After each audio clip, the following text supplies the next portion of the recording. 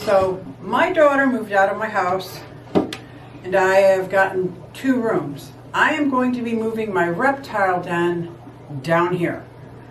And this is just 4 blank walls, 12 by 12 room, linoleum floor.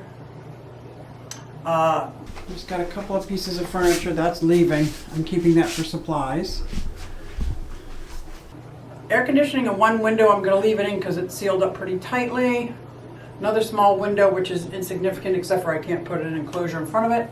So it's beautiful blank canvas. So come along with me, it's SuzyQue. Hey. So as I'm moving everybody down here, I thought to myself, why not give everybody an upgrade? Like most of my lizards, like my Uromastyx, is in a 40-gallon breeder. Bioactive, but it's still a 40-gallon breeder. My Chinese water dragon has a 4-foot by 4-foot by 2-foot enclosure. I'm going to upgrade hers just a little bit as well. But I had to come up with some kind of way to do this. Buying very large reptile aquariums is very expensive.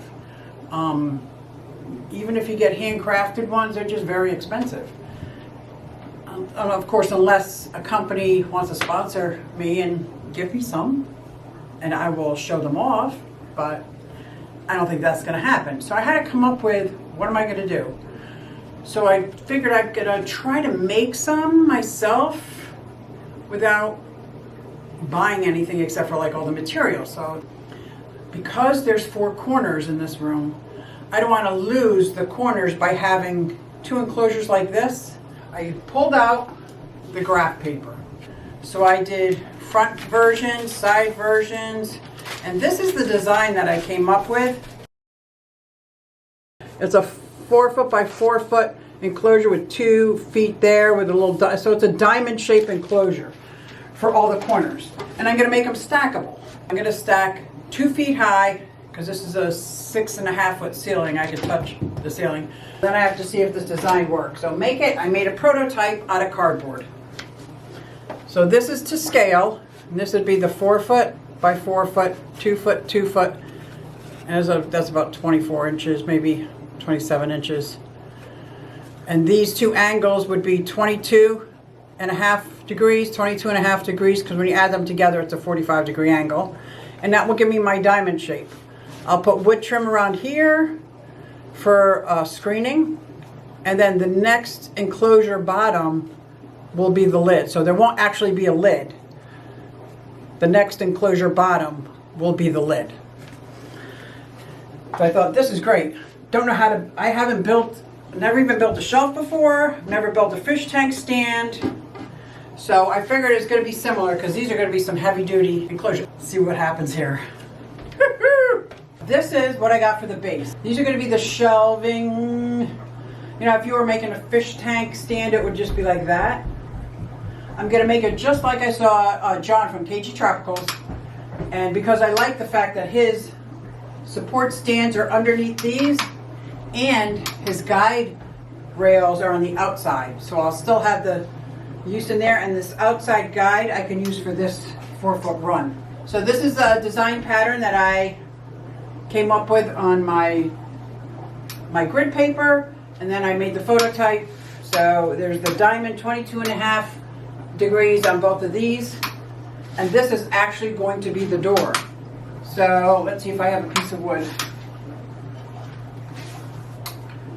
This will also get framed out like this, and on there, which will also help support the next level. But then I'll have a perfectly square or rectangular 90-degree angle to put in my doors. I haven't figured out if I want sliding glass doors, plexiglass doors, opening doors, because I've never done this before. So,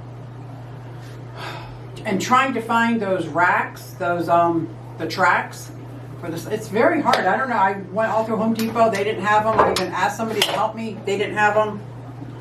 So I might just build some out of hardwood, like, and glue down hardwood, and then I don't know yet. I'm still trying to figure out. I haven't figured out the door. I'm going to build it, and it will come. So this is the first one. But before I put this on, once I build this, I'm going to put plywood on it.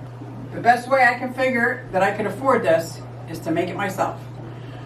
And it's still not cheap because the wood is very expensive. I have purchased $200 worth of wood so far. Well, John actually bought it. And I know it's not enough. Right? If this is a floor, I'll need 4 per corner. 4, 4, and 4. And 4. Which, in fact, only gives me 2 reptile enclosures. Because the bottom one's going to be for tortoises. 1, 2, 3, 4, 5, 6, 7, 8. That is what I'm thinking in my head. Now I asked John if he could run some electric boxes along the top. I'm asking him to put up like 8 4-outlet boxes. I don't understand electricity that well, but there is a video out there that Terry's Tropical Tanks did for me, and I showed it to John, and it's exactly what he needed. Because when I tried to explain what I needed, obviously, because I don't know the words that I'm using, even the wire that goes in between them, I just know it's a special wire, but there's a name for it. So when he saw this, he's like, oh, I have a whole spool of that wire. I can do that. Perfect. So that's going to be perfect. So this whole reptile room will be on one circuit. I had an electrician come to my house last year and do dedicated lines for my fish room, dedicated lines to my reptile den.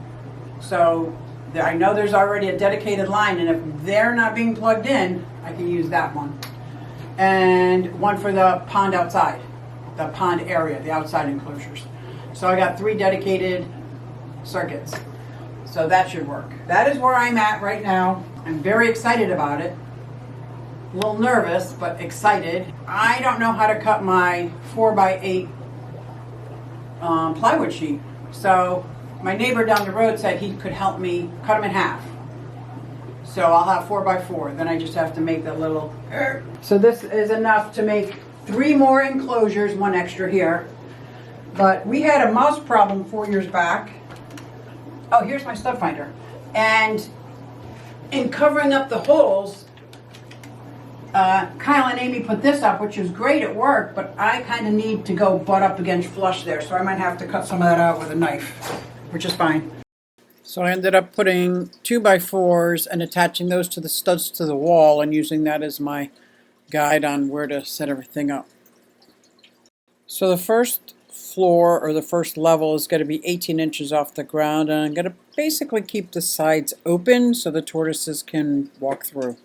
And then COVID hit, so I had to take a few weeks off because trying to work while I wasn't feeling well did not end well. So I used whatever latex paint that I had laying around, and I also went to Home Depot and got whatever oops colors that they had, because I knew I'd have to do several coats of paint. So it didn't matter to me, the first several layers, what color they were, as long as they were a dark color. I didn't realize 1 or 2 of them were stained and not even paint, but I used them anyway. And I just keep plugging away. I did hang up some turf on the back walls of some of the tortoise enclosures. I was going to put it on the ground, but I got some slate for the ground. I didn't want them, I actually didn't want to clean up turf, so I figured the slate would be better anyway.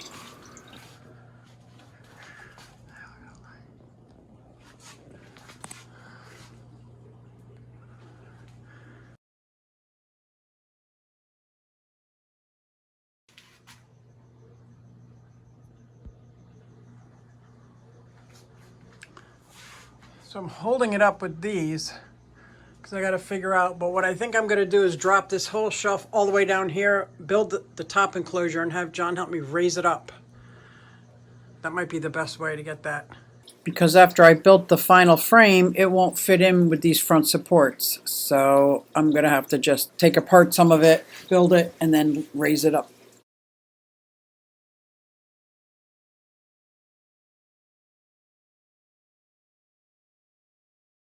Each floor has this setup in here for structure and for lights.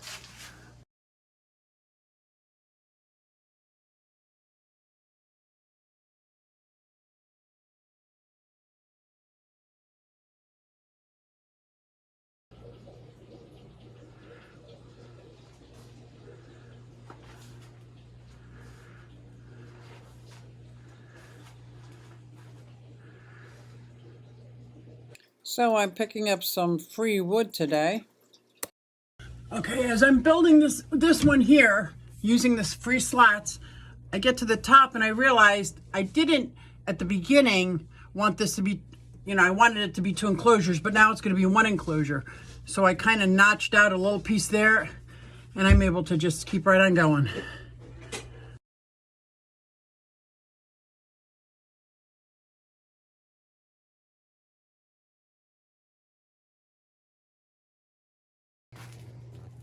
So here's the progress so far. Remember, tortoises are on the bottom. This whole thing doesn't have a floor because it's going to be for my Chinese water dragon. So she's getting 4 foot by 4 foot by 8 foot enclosure. It's going to be a 20-gallon aquarium there. These are a little small. These are 2x3s, 2x3s. That's leftover for, this is a 4x4. You can see I was having to piecemeal some stuff because I had gaps.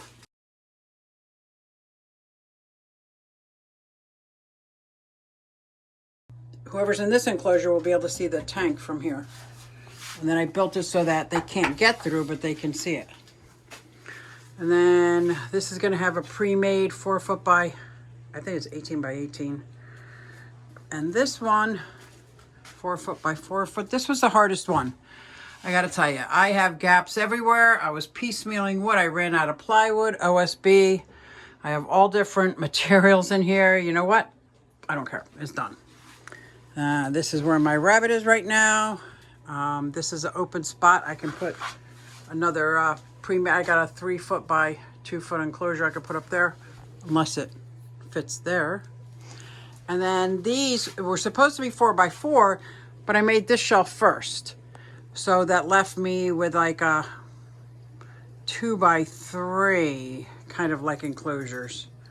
So when I came over to this side, I had the 4 by 4s, the 4 by 4s. Then I just made the 4 by 4s first, and that's why this one's smaller. So these that already have 2 coats of paint, they're getting dry lock on the bottom and at least 8 inches up. The ones that aren't painted, I'm going to give at least 1 coat of paint tonight. They all have these hooks and bars in there for lights, lamps. This is the only one that doesn't, because I used a weird Melanie or whatever it's called roof. It's so heavy, so heavy. I'm like, oh my gosh. So I didn't repeat that one, but I think I like this one the best, where whoever's in here, it's probably going to be a leopard gecko, will be able to see the water. And then I drilled some hole for some vent here. I just have to get the vents. Another vent here. They all have vents, but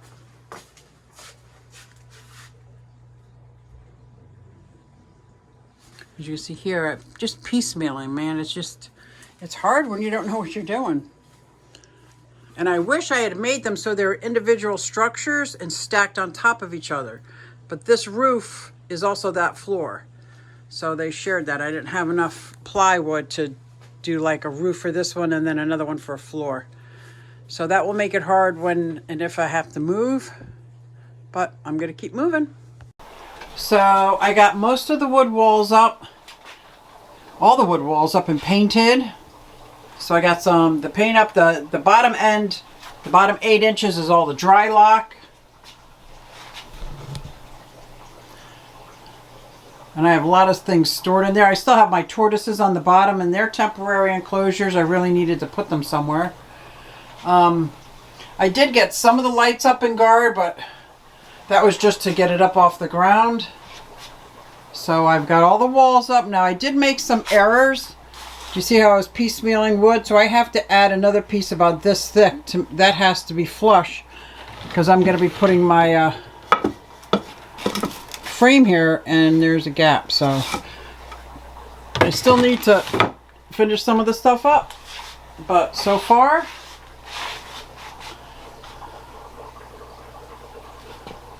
so this is what I got so far. It's been 2 months into it, and now I'm ready for the frames. Sliding glass doors, the facade, then silicone, making them bioactive. I also can't forget about my cord management. And I'm going to drill some holes in here for the cable management and then plug them up with these like covered grommet. So it's been 2 months. started right around Halloween, and well, I had a 2-week break in there with COVID. Broke my favorite coffee mug. But I still got the frames to do. I'm very hopeful for 2022. I decided I'm going to do one enclosure at a time. I'm going to finish up one enclosure, not necessarily decorate with bioactive, but get the lights up, the cable management, the frames, the sliding door, the cover for the lights. Get all that done, and then I'll move to the next one. Get that done, then move to the next one. That seems to be a little bit more manageable for me, so I hope you stay tuned for that, and I can't wait to show you how far I got in my fish room. So that was my reptile room. Coming up soon is how far I've gotten in my new fish room. Thanks, guys, and I'll see you next time. Hey, everybody, it's SuzyQue. Hey, everybody, it's SuzyQue. Nah, hey, everybody, it's SuzyQue. So come along with me. Said I'm SuzyQue.